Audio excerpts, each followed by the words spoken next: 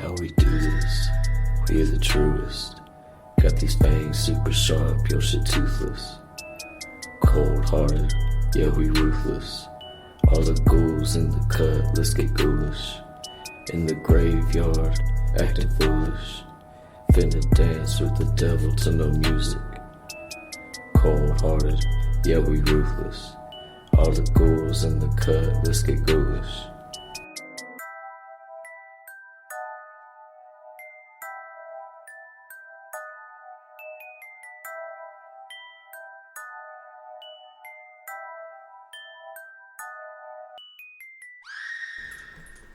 Holy hell! It's time for a new podcast. My name is Max Booth. I am an undead host, and you are listening to a podcast called GHOULISH.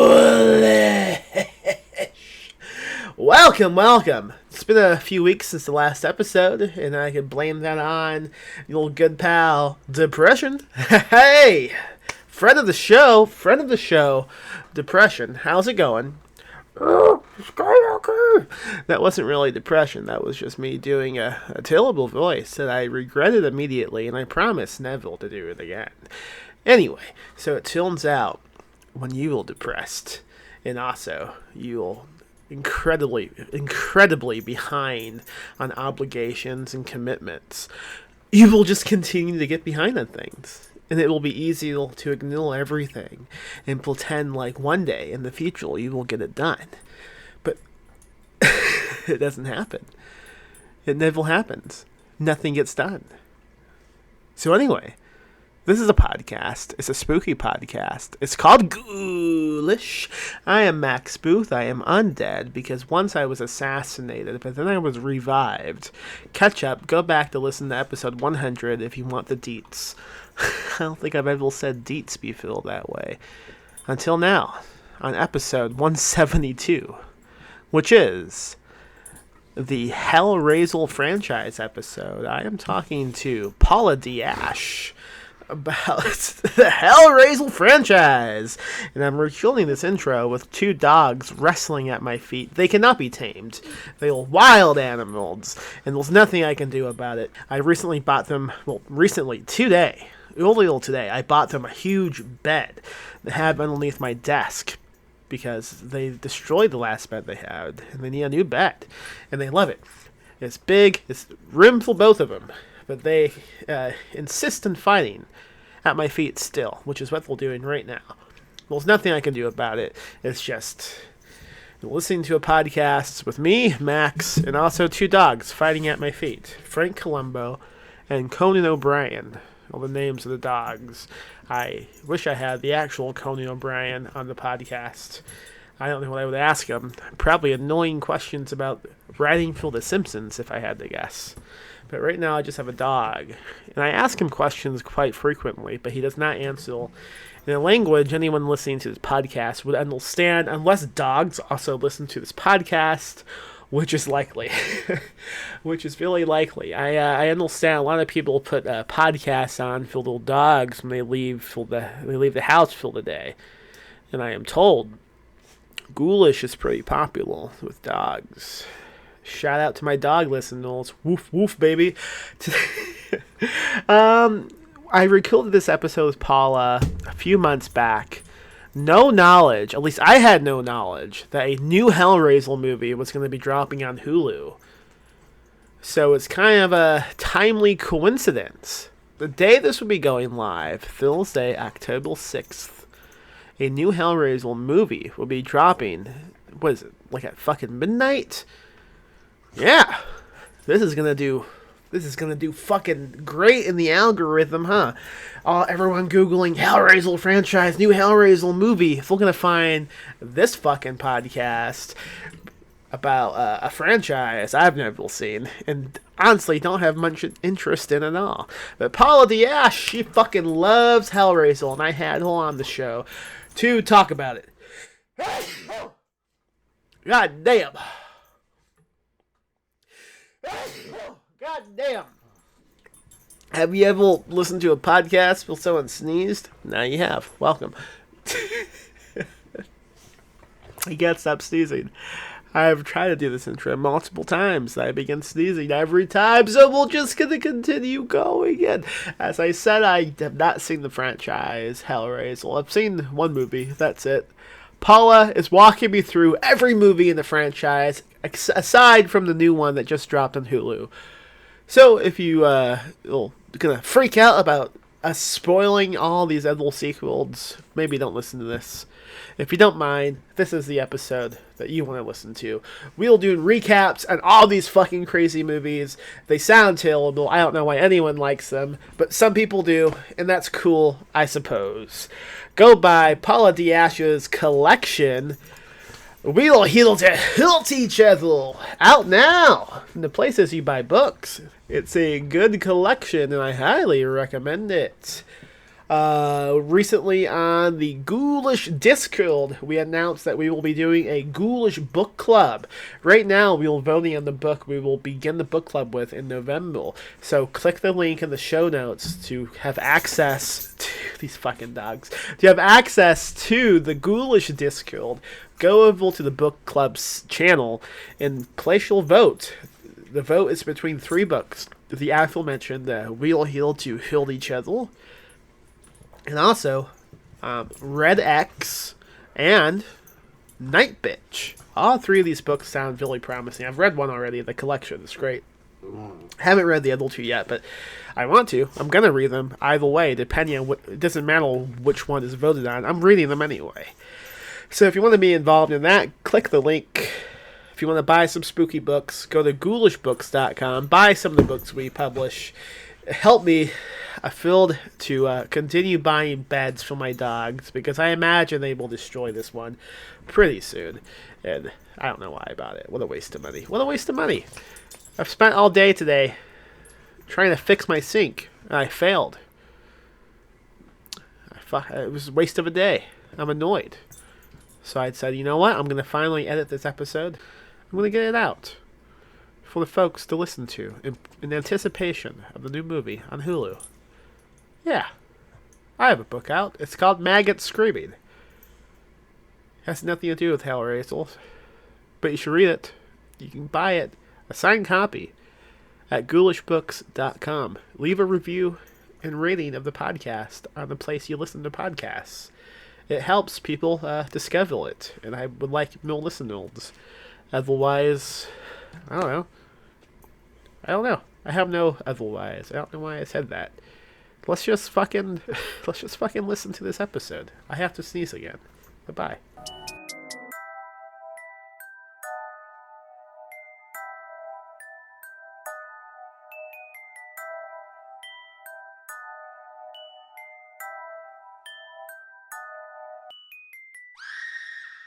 So today we'll be talking about Hellraiser, not just the movie, but all of the movies, because there's more than one movie. I assume also the book as well, and I think there's multiple books. I don't know a lot about this franchise. I know there's a movie, I know there's a book, and I now know, thanks to you, there's 9 sequels to the movie. Yes. Yes.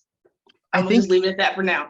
I think maybe the way to go about this is to tell you my limited experience with a Clive Barker, so you know we'll coming into from this conversation. So I don't have a lot of experience with him. I've seen the original movie a few times. I think it's pretty good. I have never seen any of the sequels. I knew there was like 2 or 3 sequels until last week when you told me you wanted to do this episode, and I googled Hellraiser sequels and saw how many exist, and I was blown away. I read Books of Blood when I was a kid. I loved it a lot. I then tried to read a book I'm blanking on, but I know it's about a magic rug. Does that make any sense? That's probably was it middle grade or young adult? No, it was Cold Heart Canyon. That's what it was. Oh, okay. Yeah. And was it with an actor? Do you remember? I don't know. I was a child, and I just thought, I don't know what any of these rules mean. I can't read this.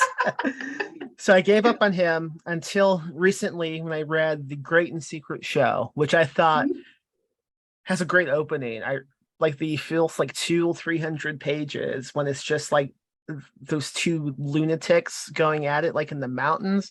Loved it to death. Mhm. Wasn't a huge fan of the rest of the book, but the opening of that book is just amazing.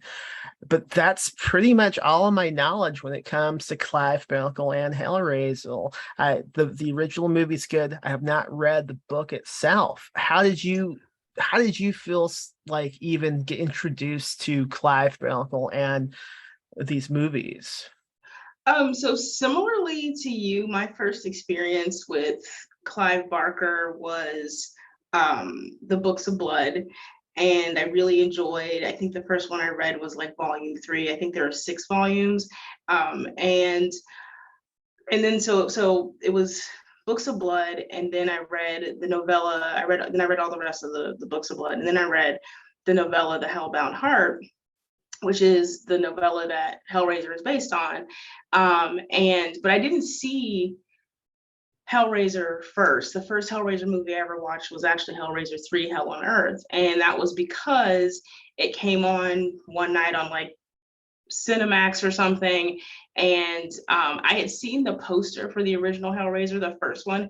And I was, I don't know, like 16 or 17, and the poster scared me so badly I couldn't watch the movie because I was like, that man has nails in his face and that makes me deeply uncomfortable. So I didn't watch the first one, but I watched the third one, and it was scary, but it was kind of campy, and I think I could kind of process that better. So that was the first one I saw. And so when I realized, oh, this is the third movie in a series, I should probably watch the ones that come before it. So then I went back and I watched the first Hellraiser, and that was just, that was it. That was it had its hooks in me, so to speak. It had its and pins then into you. it got its pins into me, and I saw so then I watched the second one, really loved the second one, and then Hellraiser 3, and then so like most people, if they're fans of Hellraiser and Clive Barker, most people have seen at least the first 3. They've seen, Hellraiser, Hellbound, Hellraiser 2, and then Hellraiser 3, Hell on Earth.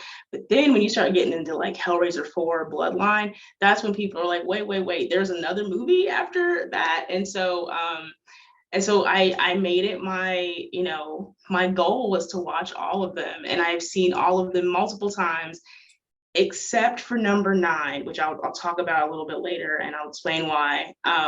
But I've seen all of them, and then from there, as far as Clive Barker's work is concerned, I've mostly read most of his horror stuff. I actually haven't read, I've never read Great and Secret Show. I've never read Weave World or Imagica. I'm going to try to. Was it Imagica or Weave World? It was Weave World, the one that I tried Okay. as a kid. I was like, I don't know what's going on in this thing. That seems like a big book to tackle as a kid. Like that seems like it's got some heavy, themes. So I've never read those books, so I need to get on that. But I've mostly stuck with a lot of his more of his horror oriented work. But he's an enormously prolific creator. I mean, he writes, he paints, he's a playwright, he does photography, just any kind of creative endeavor. Like it seems like Clive Barker has some involvement in it.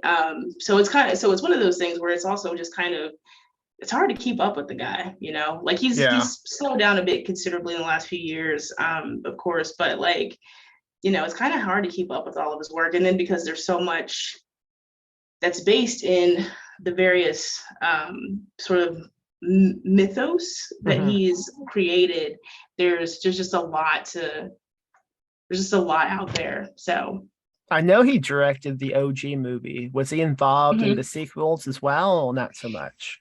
He co-wrote, or he wrote the sequel. So for Hellraiser, or that Hellbound, Hellraiser 2.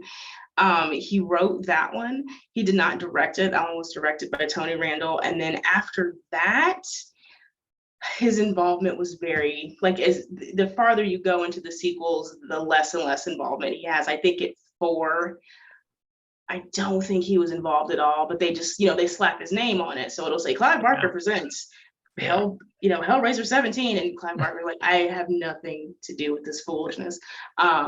Just keep sending me them checks. So do you think he's watching these movies?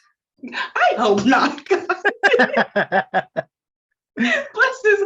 I hope not. That would be so. I would find that to be so. I mean, I struggle to watch these movies and some of the later ones, and I think this is a shame. This is shameful, and so I can't. I know there was one that came out, and it was called. I think it was 9, and there was some kind of press release that said "From the mind of Clive Barker," and Clive Barker actually got on Twitter and said, "This didn't come from my asshole, let alone my mind." So. So yeah, so I hope for it. So I'm pretty sure with a statement like that, I don't think he's seen any of them. I don't think he has. I would love for the postal to say "from the asshole of Clive Barker." That'd be pretty great. That'd be pretty rad. Yeah. that would sell some, not tickets. That's not going to theaters. It would sell some VOD downloads. Yeah, for sure. That would sell something. It would sell something to somebody, I'm sure. So going into this, I considered like doing research on my end, but then I thought, no, it would be way funnier if I refused to look anything up about these movies and just go with my vague memory of the last time I saw the original movie. So what I can recall this movie even being about is there's a cube, and if you it's not a Rubik's cube. So I don't. So in my head, I'm thinking she has to they have to twist it around. But I don't know if is that true? Is that right? It is true. That's true. So it's a puzzle box. Okay. And because I am a nerd, I have one in my office. Now this one was 3D printed for me by my friend, and it actually kind of works. Sort of. It comes apart a little bit. Hang on. Because I'm a dork. But yeah, amazing. So that's yes. But go on. And you're not wrong, because now they do make Rubik's cubes that look like puzzle boxes, because people buy that crap, and by people I mean me. But go on. Well, side note, what is the puzzle you have to crack to get one of these open? Do you have to match things? You have to click a code? It's a very esoteric kind of thing. So depending on which medium you're looking at, what opens the puzzle box differs. So in the novella, it's more like you have to have this intense desire to, reach the further reaches of experience and, all that stuff, like the pleasure, pain, and all that.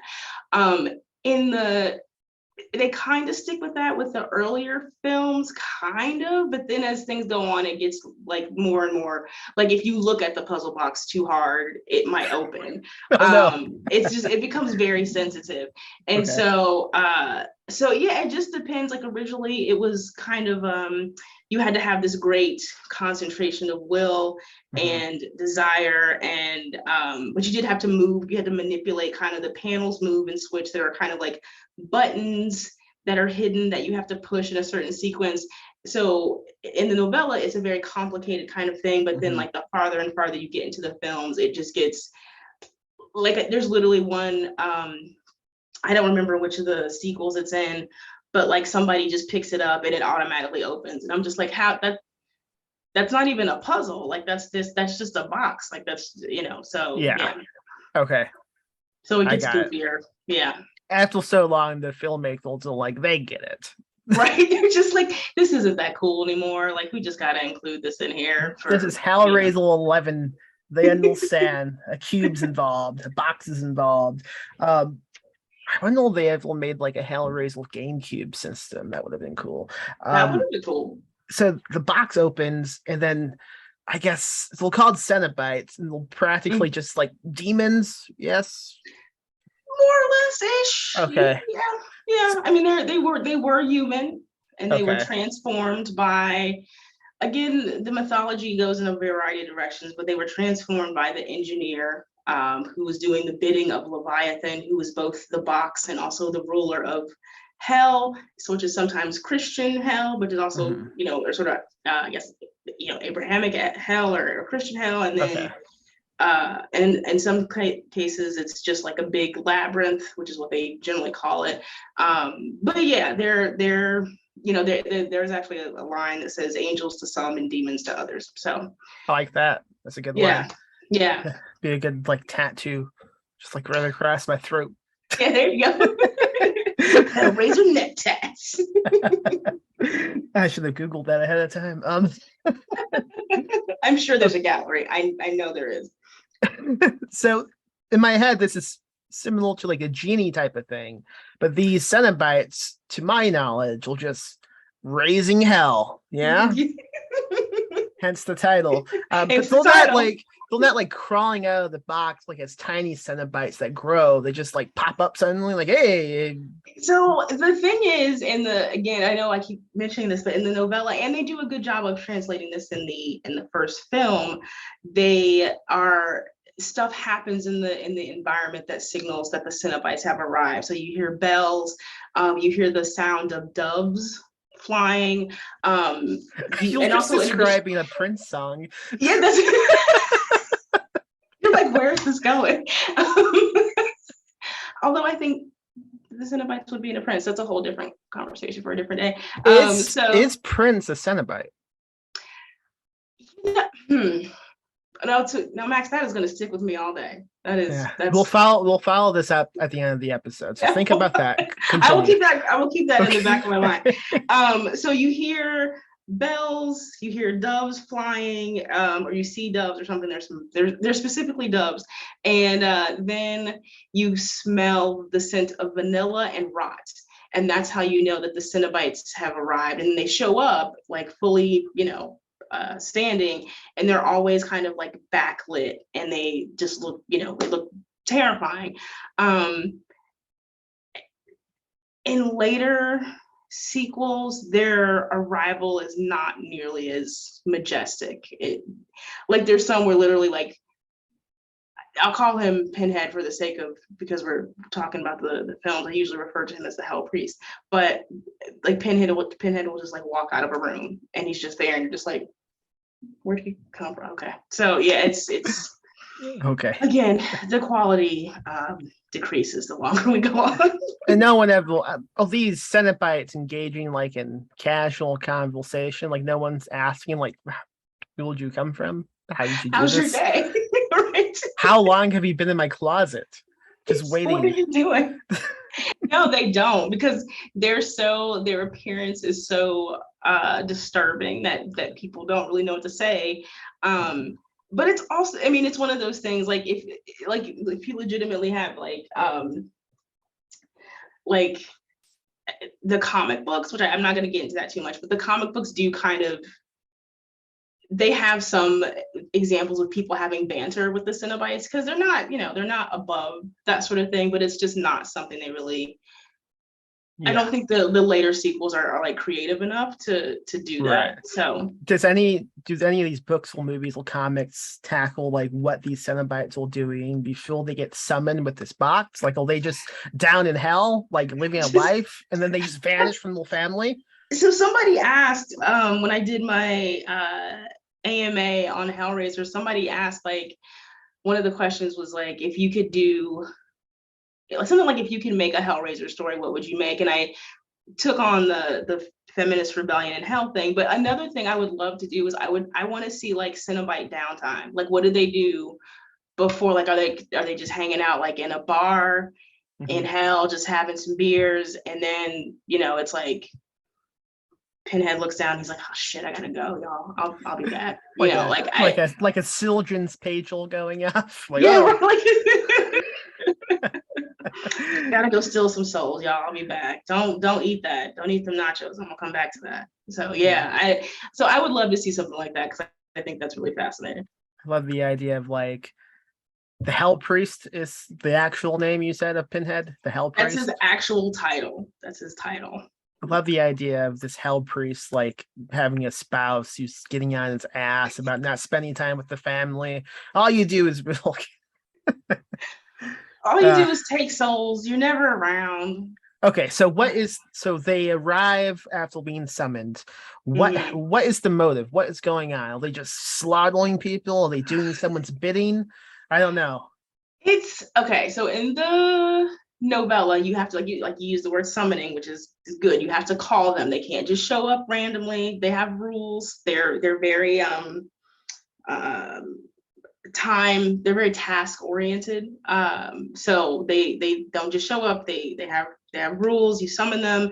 And usually, so if you invite the Cenobites in, it's because you want to experience this blend of pain and pleasure beyond human experience, blah, blah, blah, right?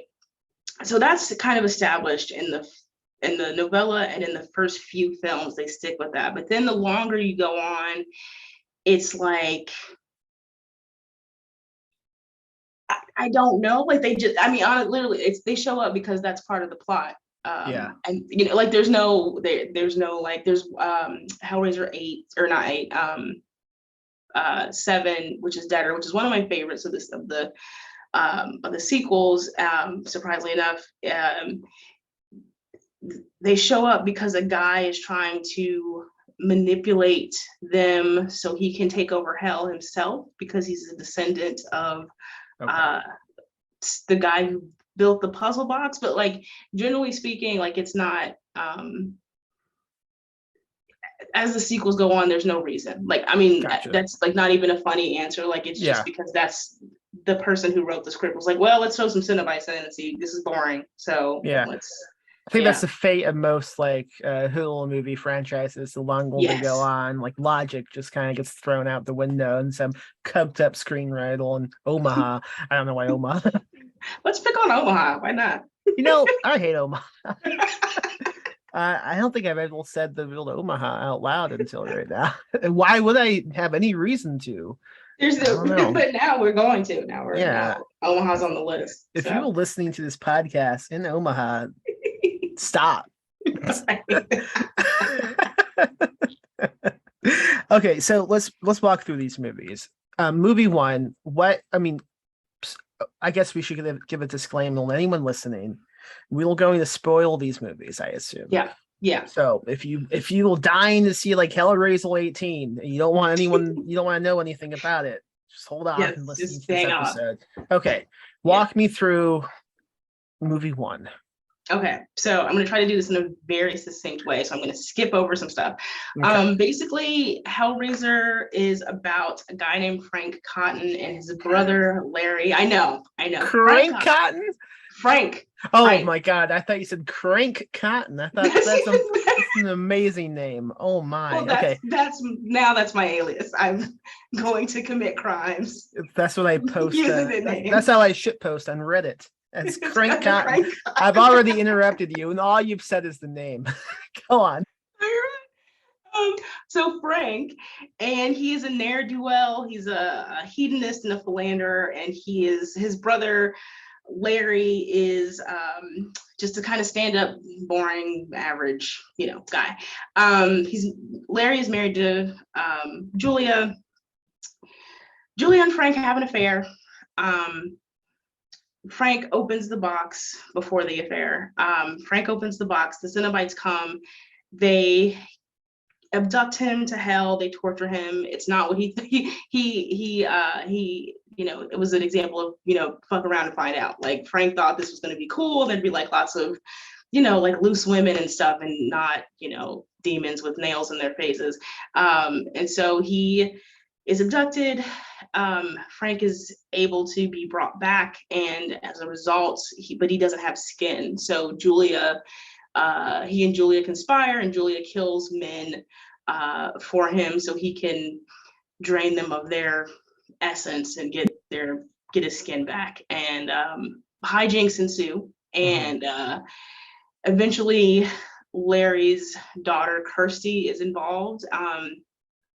She kind of sees bits and pieces of these things happening, and she tries to save her father from the Cenobites, because eventually Frank kills Larry and is wearing Larry's skin, and so it looks like Larry, but it's actually Frank. And so he and Kirsty have a knockdown, drag out fight, and Julia's involved as well. And then the Cenobites come, and I'm skipping some really cool stuff, but anyway, Cenobites come, they kill Frank, who is in Larry's skin, and Frank before then kills Julia, and then Kirsty escapes with the puzzle box. Yeah, that's the first Hellraiser, more or less. As soon as you mentioned the Frank not having skin, so many memories of this movie came back to me. Like, that is just the coolest imagery that I've seen in most movies, I think. Just the physical effects, like the special effects, because it was, this Hellraiser came out in 87, I believe. And so, this was all physical, like actual, like, this wasn't computer generated, really anything. And so the resurrection scene of Frank in the attic, when he comes, like, his bones shoot up out of the ground, and then there's just like goo on him. It's one of the most horrifying things I've ever seen, but it's also just amazing because the practicality of the effects are just like, that's not computer generated, that's not, green screen. Like, they built every single part of that. Yeah, and the de-skinning scene, doesn't it involve like a bunch of hooks flying out and just like ripping them loose? And there's one part where like it pulls the skin off his jaw, and like his skin just stretches for like an alarmingly long time. Like, I don't think I'm like, I don't know if that's physically possible. I mean, I don't know personally, because I've never done that, but like, it seems to go on but it seems very real. Like, it's very like, the skin is very porous, and it's Did Clive also handle the practical effects of this movie? It seems like he would have. He had a very like superb design team. I think a lot of the people went on to work on before they did Hellraiser, it was a lot of the same people who had worked on Aliens and Alien. And so he had a superb design team. And so I don't think he like built the stuff, but I know he designed it very carefully. And the people who actually, do the building, like, went very closely on what his designs were. And do these practical effects continue into the other movies? I kind of doubt it. Oh, the CGI blood. Oh, what I would give to see squiggly CGI blood ever again. No, they, no, they don't. They get worse and worse. Moving on to movie 2. So Hellraiser 2 follows the, I guess, misadventures of Kirsty Cotton. So her whole family's dead, and she is in a mental institution because she had been wandering around the city just clutching onto this puzzle box. So she's in a mental institution run by a guy named Dr. Chouinard. Spoiler alert, Dr. Chouinard is a psychiatrist who runs an asylum full of violently, mentally damaged people. And he knows about puzzle boxes, he knows about the cenobites, and he wants to see them. Like, he's got really big fear of missing out or something. And so FOMO, he's got FOMO. So he gets the mattress that Julia died on in the first film, and I don't remember how this. I know. Then he gets one of his patients who is a excessive self-injurer, gets him to cut himself up. He bleeds on it because blood is how they come back. So he bleeds on the mattress, and then Julia erupts. Skinless Julia erupts from the bed, and then he goes about trying to find her skin. Kirsty is befriended by one of Dr. Chouinard's young mentees, who I think was also in Aliens. I can't remember the guy's name, but anyway, so Dr. Chouinard wants to get the cenobites to come. So he has a patient by the name of Tiffany, a young girl. She doesn't speak. She just solves puzzles. He gives her a puzzle box. She opens a puzzle box. Dr. Chouinard becomes a cenobite. The Hell Priest and the other cenobites, and then Dr. Chouinard, they all have a knockdown, drag out fight. Cenobite fight is very cool. It's kind of cool. And then Chouinard is defeated when Kirsty reminds the Hell Priest of his human form, and that weakens him. But it's enough that it weakens him, but it's also somehow they kill Chouinard. I can't remember. They kill him too. And then for some reason, the Hell Priests and the Cenobites are put into this Pillar of Souls thing, and that takes us to Hell on Earth, Hellraiser 3. Okay. I have no Club owner, questions. yeah. Oh, So then the third one, Hellraiser 3, the club owner by the name of J.P. Monroe. So I have to say, Hellraiser 3 is hilarious. Some of it is intentional, a lot of it is not. Okay. So club owner he runs this club called the Boiler Room. It's the early 90s. It's LA. It looks like it, you know what I mean? Like it looks like the way that people think that sleazy club owners in the 90s in LA look like. It's probably accurate. I don't know. The kind of place child actors go to OD and hate bombs. Yes. Yeah, I guess. Yes. It's the Viper Room. I was going to say that. I was just about to say it's the Viper Room, basically. So J.P. Monroe buys the Pillar of Souls, which is the big statue that the Cenobites are trapped in, and he somehow ends up opening the Pillar of Souls.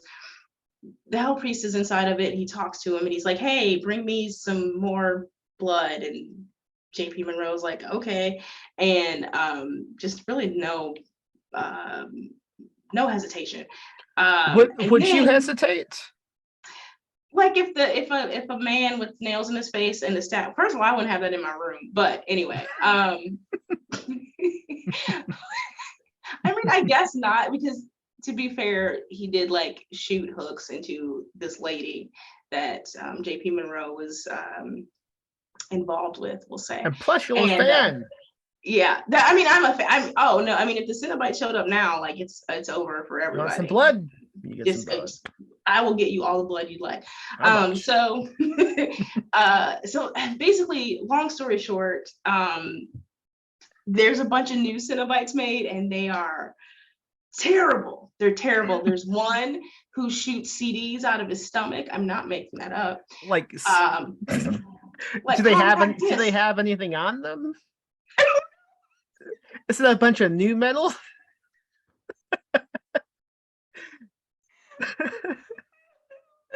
It's just oh my god, it's just a bunch of Limp Bizkit CDs. No, I don't know.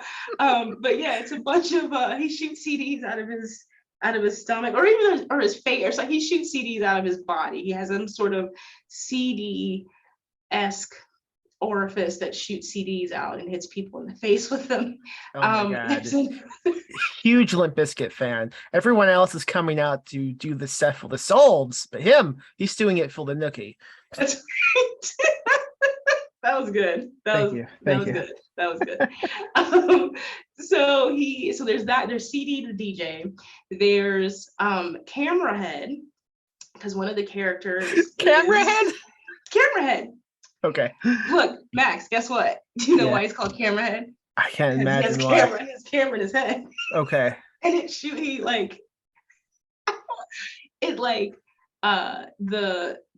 the lens shoots out of where his eye is, and it shoots through people's faces. But the thing, okay, it's not like, like he has to be really close, like he has to get up to your face. Yeah. So it pokes through your skull. The physics of it are. Is it like an instinct, like photographs being like shot out of his mouth then? No, there's no. It doesn't make any sense. So it's a camera, it's a camera, like an old school kind of, like it's a telephoto lens, like it kind of sticks out, but it's fast, so it shoots you right in the face. But there's no camera involved. And he also does something with explosives. I don't know how or why. Maybe it's supposed to be like Flash. It's all over the place. Then J.P. Monroe becomes a Cenobite called Piston Head, and he just has a piston in his head. Then there's a Cenobite called Dreamer, and it's J.P. Monroe's ex-girlfriend, and she looks almost exactly like the female Cenobite from Hellraiser, except she has. So notoriously, the female Cenobite has a slit in her throat. It's a very suggestive slit, if you know what I mean. And the Dreamer Cenobite has the same thing, except she has a cigarette in it. That's it. Like, that's the whole thing. And then the last new Cenobite is called Barbie, and he is actually played by the guy who co-wrote 3, Pete Atkins, who's a really lovely dude.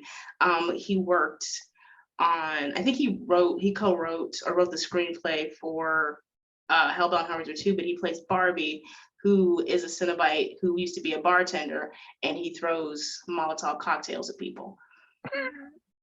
Okay. I love it. So that's that. I love it. Oh, God, that's exhausting. So yeah, so that's 3. Hellraiser 4 is Bloodlines. It's Hellraiser in space, and it's really terrible. I'll take out the space. Yeah, they go to Amazing. space because it's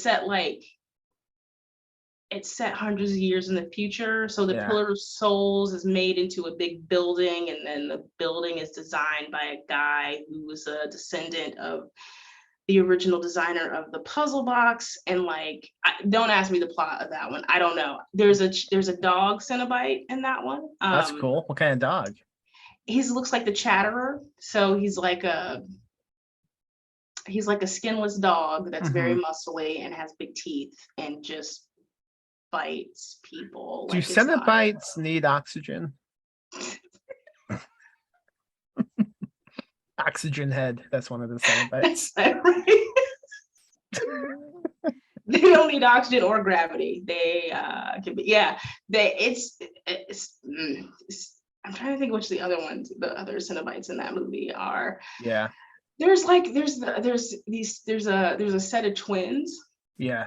And their power, so their power is like if they stand too close to you, you get spun up into like a spiral and you die. Like, it doesn't make any sense. Like I'm saying these things out loud and I'm like, Paula, this sounds so stupid. Why do you watch these movies? Oh, I will be asking you that at the end. I'm having a bit of a crisis right now, Max. I'm going through this has been a sobering experience. I know it's meant to be funny, but now I'm questioning some things about myself. Oh no. So Bloodline is really bad.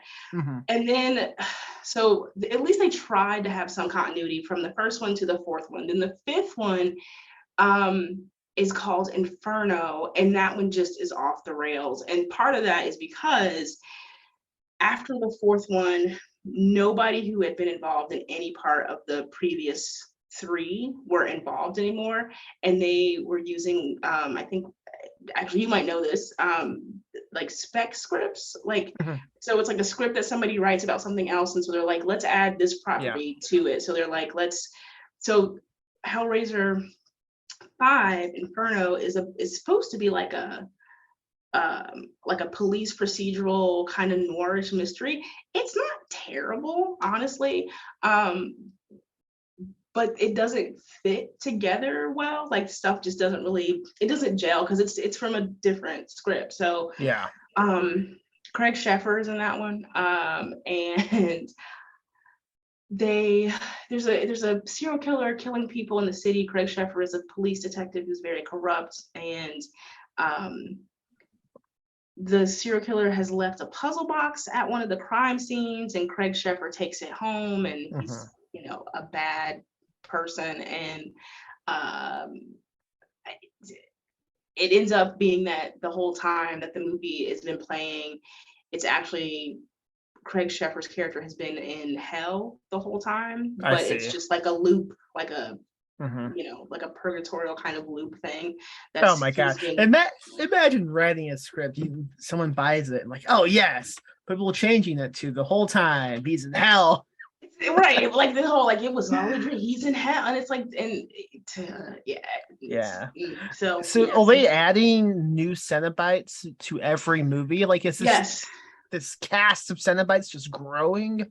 Yeah, they add new cenobites to every movie, and they get successively worse. Do they all seem to know each other? Like, are they in the same office space, you think? They all went to the same cenobite school. Like, they like, are they working together, I guess is what I'm asking? Or are they like separate teams? You have put more thought into this question than any of the filmmakers who have made any of the films from Hellraiser Bloodline to the present day. We don't know. Some of them, there's Chatterer, who's in the original. And then there's like another Chatterer called Chatterer 2, and we're like, is that his twin brother? Is that his cousin? Is that his dad? Like, we don't know. They just kind of show up. There's an action figure line of the Cenobites, and they're just, I don't know if that's the reason, but I kind of feel like that's the reason, because they're really expensive, and there's like 27 of them. I'm not exaggerating. There's like 27 Cenobite action figures, and they're all different, and they have different series of them. So it's the Disney method. They do the same thing, but sequels, right? They always add like a new kill tool, so you have to buy the toy because there's more merch for them. That's exactly it. Yeah, that's all right. So that was 5, 6. Which one was that? That was 5. Okay, 6 is Hellseeker. Okay. Hellseeker picks up on the story of Kirsty Cotton, and she has married, I can't remember the guy's name, but it's the guy who plays Mayhem in the commercials. It's his name's Dean Winters, but I don't remember his name, but he's the most boring little man, and it's super convoluted. Like it's a super convoluted thing, and it's sad because it's Kirsty Cotton. Ashley Lawrence returns to play Kirsty Cotton. It's a really big deal. It could be something cool, but it's really not. Doug Bradley is there, as the Hell Priest, and their interactions are always great. But it's something about her husband is trying to kill her to get her insurance money, but like, I don't think she had that much money. Like, I didn't really get that the Cottons were, were living that large, but okay. And he's like an office worker, and like for some reason there are all these women in the office who keep throwing themselves at him, and it's just really inexplicable, and clearly like that kind of whack cishet male fantasy where it's just like, none of this makes sense. Like this is like my friend Sean Thompson, who editor, writer, he was just like, this shit is outlandish. Like, why is everybody trying to sleep with this one guy? And I'm just like, because the screenwriter director had just used to look at an office. Yeah, right. And that's how he occupied his time.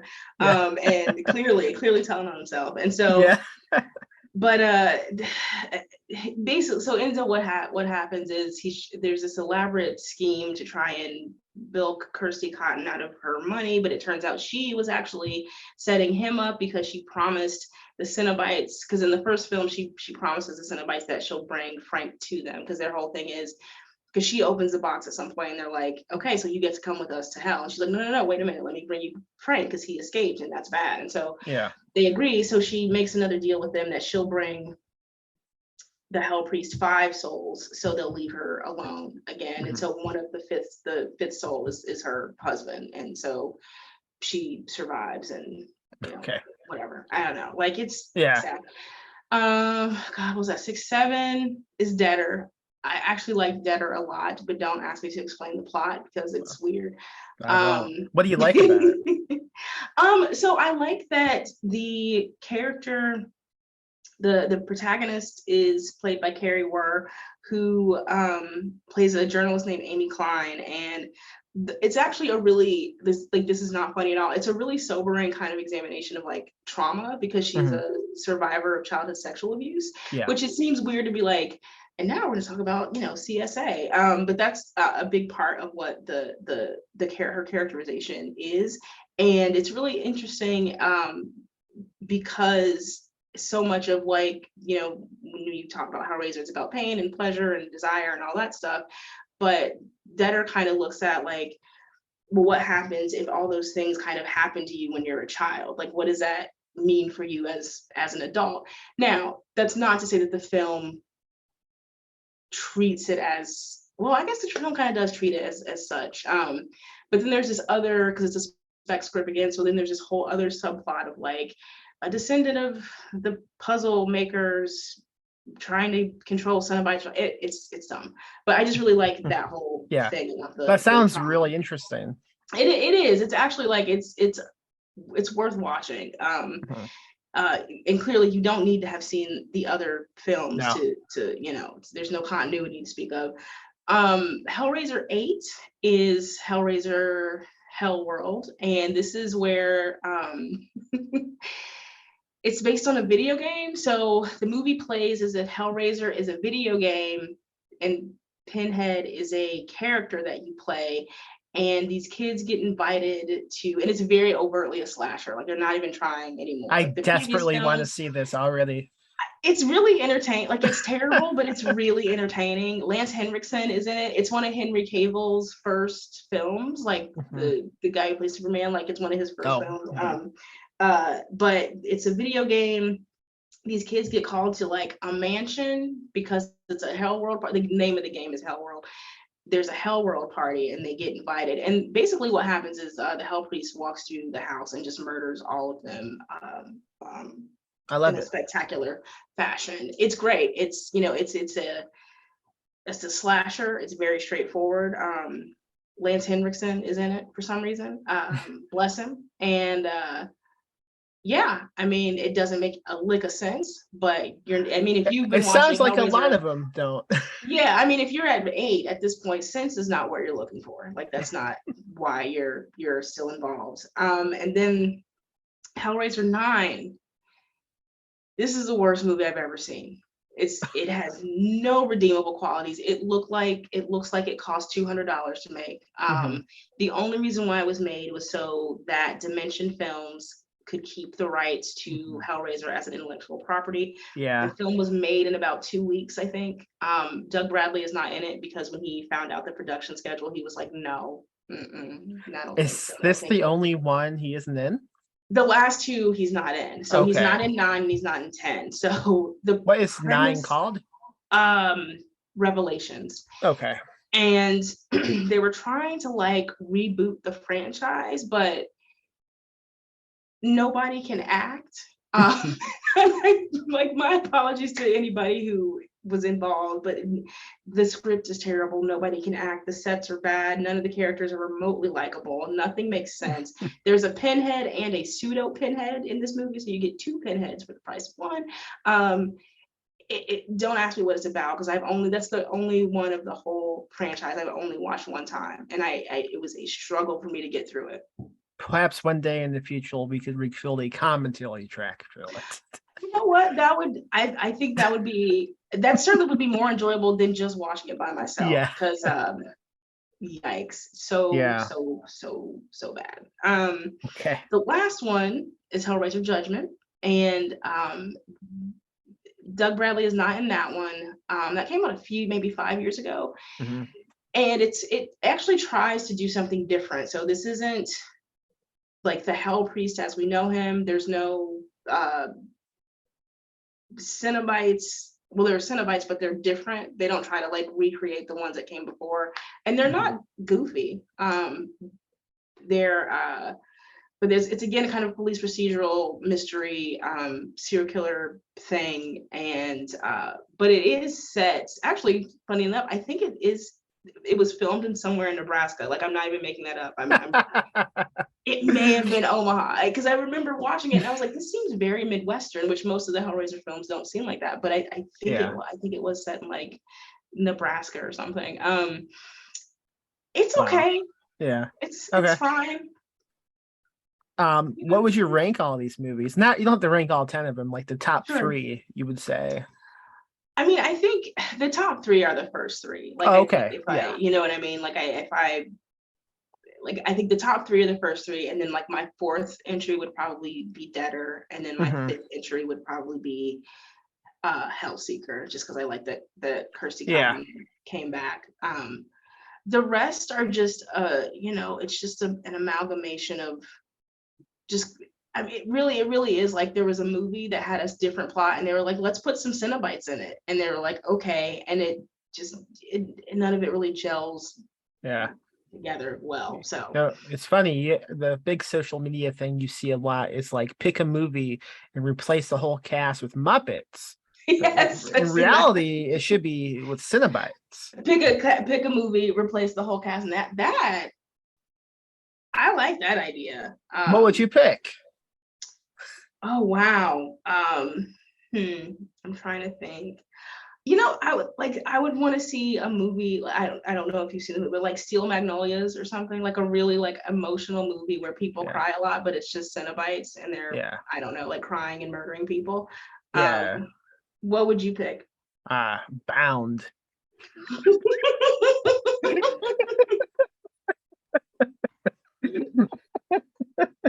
um so you moving on. So you say you're like super fan of the Hellraiser. You tweeted a couple days ago that you own a Hellraiser Razel. Is that correct? Yes. The Walk me Hellraiser through razor. what else do you have? You're like, Because that is why? that's ridiculous. Why does that happen? I have several puzzle boxes. Mhm. The one that I showed you earlier is the newest one. My friend uh, Nathan has a 3D printer, and he was like, or Nathaniel rather, he has a 3D printer, and he was like, "How about I trade you some puzzle boxes for your book?" And I was like, "That's awesome." Um, so I sent him my book, and he sent me two puzzle boxes, and so I have a lot of puzzle boxes. I have a there was a metal, those old school like metal lunch boxes that Yeah. used to, like the kids had in like the 80s. They made a Hellraiser one, and it has a little thermos in it, and it's really grotesque. Like it's clearly something that's intended for adults because Yeah. like there are like maimed bodies on it and stuff, and so you wouldn't be able to. You're gonna get that confiscated at lunchtime. So let's see, what other kind of weird stuff do I have? The Hellraiser razor is probably the best one, just because. Yeah. So when Hellraiser 3 Hell on Earth came out, it was the biggest one because it was, Okay. it was the one that came out. The first one was critically acclaimed and really well received as far as like horror movies go, and the second one was also really successful, so they were on an upward trajectory. So they threw all this money into Hellraiser 3 and Hellraiser 3 merch. They're like guitar picks. My the thing that I want almost more than anything is, well, some chains and hooks that were made from that like were used in the film. I would do something grotesque for those. But they made a Hellraiser sweatsuit, like with sweatpants and the sweatshirt. Yeah. That's Um, awesome. and it's not like a sweatsuit doesn't look cool in any context, right? Like it's a Mhm. sweatsuit. Like if it's probably like if it matches, like it just looks like something people wear when they're walking through the mall for, like they're exercising in the morning or something. Yeah. But it has the Hellraiser logo on it, and I think it might have a picture of the Hell Priest on it. It's just very Mhm. incongruous. So that's something that I really want, but I can't find it anywhere. But those are probably the most like outlandish Hellraiser That merch. that reminds me, about a decade ago, I bought Hellraiser shoes, like the Nike shoes that came out. I remember those. Yeah. I sold them immediately because I had really wide, flat feet and they did not fit. Well, you know what? I have very wide and flat feet, and I'm glad I didn't buy them because I almost did. I know exactly which ones you're talking about. They were Yeah. like golds, and they had the "Help Me, I'm in Hell" on the side. Yeah, I know Yeah. exactly what you're talking about. I Yeah. almost got some of those, and I was like at the time, I just couldn't Um, do it. But Buying dang, shoes online with wide, flat feet is such a no, risk. such a risk. It Yeah. is. Yeah, Yeah. I feel your pain on that one. I feel your pain. Okay. Okay, so we only have a few minutes left, but I do want to talk about the collection. What can you tell the listeners about the new collection? Because it just came out, right? Was it about to come out? We Are Here to Hurt Each Other. Yes, yes. Yeah, so that came out. It came out in February of this year. Jesus Christ. Yeah. My bad. No, you're perfectly fine. Okay. I mean, no, that's fine. It came out in February, but I mean, it's kind of Yeah. it's made an impact, kind of slowly and steadily and gradually, which is fine with me. I appreciate you asking about it. It's a collection of 12 short stories. One is a novella or novelette, I guess. I actually, one of the biggest comparisons that the collection gets is to Clive Barker's early work, which is Mhm. deeply satisfying for me. As a huge Clive Barker fan, it's it kind of extreme. It's dark horror fiction. It's disturbing. I really go for the disturbing. I like, I guess, kind of I'm so bad at pitching my own work, but it's kind of transgressive. It's extreme. It's disturbing. It's bleak. There's some cosmic horror, some police procedural stuff. There's some just kind of new weirdy stuff. It kind of runs the gamut. I think it's I don't know. I try to me and Sean Thompson, the editor and Entitating, who published it. We just try to put together a collection that I don't know. I'll just say that I wanted to come up with a collection that just punched people in the face. I know that sounds terrible, but I just wanted to I just wanted something that was just like no holds barred, but also very, I don't know, also kind of literary. I love language, and that I see that. Yeah. Yeah. I mean, it opens with the one story about the man with the teeth in his face, right? Mm-hmm. What is it called? Is that what it's called? The man with the face teeth. The story is called Aspects of Emptiness, I think. Oh, yeah. Okay. Yeah. But I mean, it reads really much like it's kind of mixing both of those. Like it's really language centered, just like the books of blood, or anything that he's written. Yeah. And also it's reminding you that your body is it could be readjusted at any point for any reason. The thing, it's funny. I'm glad you mentioned that, because a lot of people talk about the body horror aspects of the collection, and that never occurred to me while I was writing the stories and putting things together. And but I mean, it's very much about, like, your body can just be rearranged at any time. And for a variety of reasons. So yeah. Do you have anything else on your horizon you want to promote before we end the episode? Sure. Thank you. I have a novella coming out in November, which is part of a 3 novella collection with myself, Judith Sonnet, and Christy Aldridge. The collection's called Women Are From Hell. It's 3 extreme horror novellas. If you're into that whole, extreme kind of splatterpunky kind of graphic horror, that's I think that'll be up your alley. So, and that'll be out in November. That sounds great. All right. Yeah. How can people find you online? The best way to find me online is on Twitter, just at Paula D Ashe. I have a Facebook page that I don't remember how to open, but it's there. But the main one is Twitter. You can find me on Twitter. I am on there way too often. But yeah, I love to hear from people. If you want to chat about writing or Hellraiser, again, I'm all about that life. So yeah. It's kind of depressing that out of all the social medias, Facebook is like the one you would think cenobites would be like, hell yeah.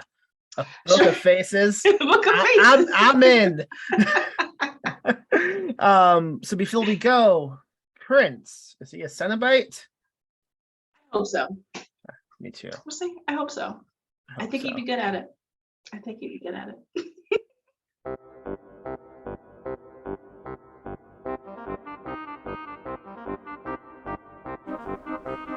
And that was Paula D Ashe talking about the Hellraiser franchise.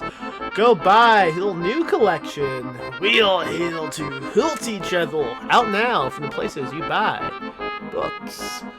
And go on over to GHOULISHbooks.com, buy the spooky books, Real Publishing. You won't regret it. Well, maybe you will, but I hope not. My new novel, Maggot Screaming's out now, so is a bunch of other books that I have published, such as Below by Little Hightower, Leech by John C. Foster, Moonfellows by Angel Slater, Rabbits in the Garden by Red, Jessica McHugh, and so many other books. Go pick them up.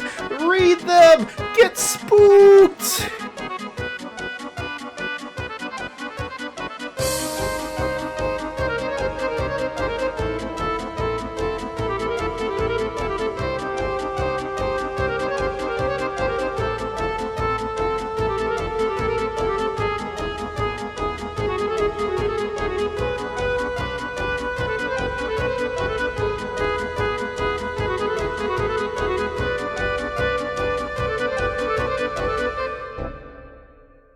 Live spooky, die spooky. Rest in peace, Max.